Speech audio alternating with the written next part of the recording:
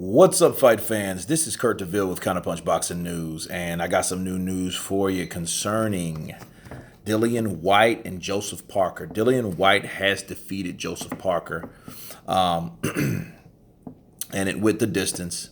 And I got a lot to talk about concerning this fight. First of all, it's not what I expected. I thought that it would be more Joseph Parker, more tentative, more cautious.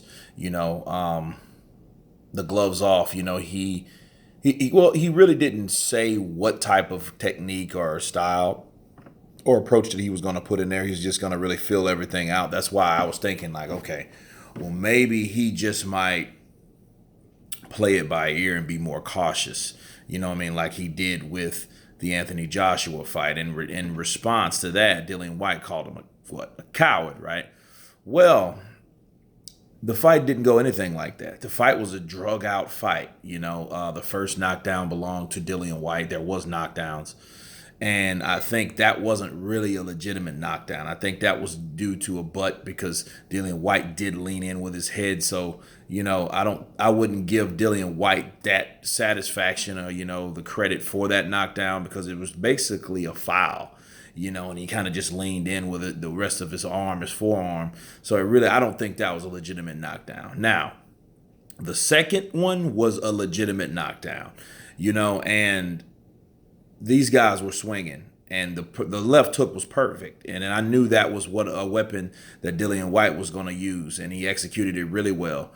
And and if you think about it, this was the first time Joseph Parker's actually been down to the canvas, so that shows you a lot about Whyte's punching power. You know what I mean? So because AJ couldn't do it, you know what I'm saying? So and Dillian Whyte couldn't say that he ran or he was a coward. You know what I mean? If he could say that after that particular fight, I don't know what he's looking at because Dillian Whyte, I think he got complacent in there when when after that knockdown because he thought, well, I can take this guy at any time. Nobody's knocked him down but me. You know what I mean? Start smelling himself a little bit. And in the 12th round, in fact, he was the one that went down with a massive right because that's a weapon that Joseph Parker likes to use. Best believe. And when he did that, he went down. And it was kind of like Parker caught him with that right. He went against the ropes. He tried to hold on and he could not. So you could tell it was a slight delay, from that punch, but that punch was the one that did it. That punch was very effective and it put Dillian Whyte down. But the funny thing about this whole ordeal is when he got up, dude, he was the dog and all that was gone. He was out of it. He didn't have anything left in the tank. So, yeah, his left hook is good. That's no question. But I do question Dillian Whyte's stamina. You know what I mean? If you look at how he's built and he, coming into it, he looked like a dad. Like a dad that used to work out back in the day. Like he used to be jacked. You know what I'm saying? But it wasn't that case here. He was just kind of a flabby guy, But Joseph Parker, he was in better shape than Dillian Whyte, but he didn't look just great physique wise. But if you'd have had a little bit more time in that round, this fight could have been a stoppage in the 12th for Joseph Parker, but it was good, and I'm glad that Joseph Parker showed he was a warrior, and I think that Dillian Whyte really rose the occasion by the interview that they had, calling this guy a coward, saying that you would run, you know what I mean, and you wouldn't fight, and all this and that and the other. But if anything, Dillian Whyte learned from this fight that Joseph Parker's no slouch. Where does Joseph Parker go from here? I don't know because it's his second consecutive loss.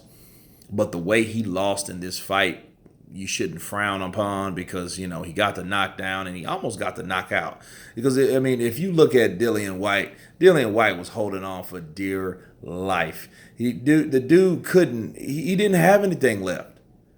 So he was punched out, he was hurt, he was all the above that was negative, okay? So there was really nothing he could do but hold on. If And then that's due to, and then really, Dillian White's not even a dude to really hold if you think about it. He just comes right at you and tries to knock you out. So when he did get up and he did hold something he doesn't normally do, that shows you what kind of condition he was in. Critical condition. You know what I mean? So yeah, Joseph Parker. Look, at the end of the day, he's still a top fighter. Mark my words, guys.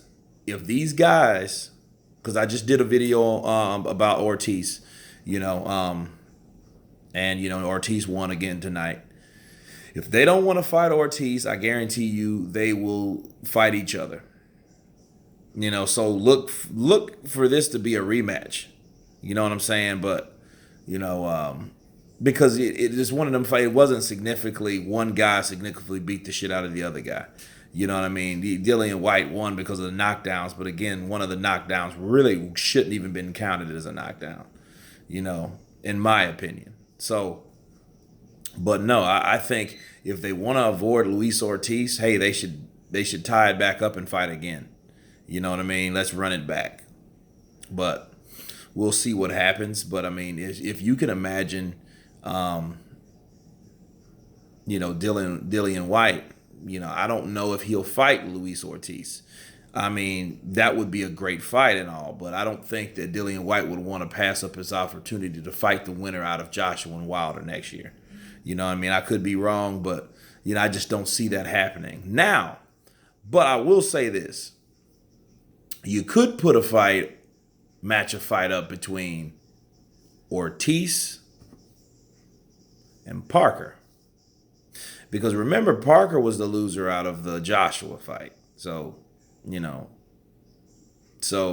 and Ortiz lost to Wilder. Although Ortiz just won, I think, those guys should match up, because if Luis Ortiz can't get the Dillian Whyte fight, I think he should go for the Parker fight and knock Parker out. And if Ortiz can knock out Parker, well, that would be a good fight anyway, because, Ortiz is a southpaw, and Parker, I know he's faster, and I know he has a great right hand, and what nullifies a southpaw more than a right hand. So I would like to see that fight. That would be a good fight that probably people are not putting it together and putting in play, but I think it could go really well, because, these guys lost to some of the best. But, the ideal fight would be Ortiz and Dillian Whyte.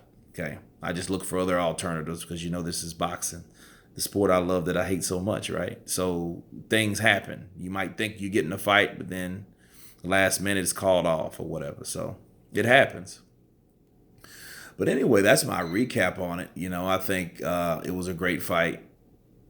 Really good fight. A slug drug out fight. You know what I mean? It was a fight that went to tooth and nail, so but I wouldn't be surprised if they do it again. But anyway, you guys tell me what you think. Give me your opinion about this particular fight. Of course, please subscribe. And you guys been counterpunched. Peace.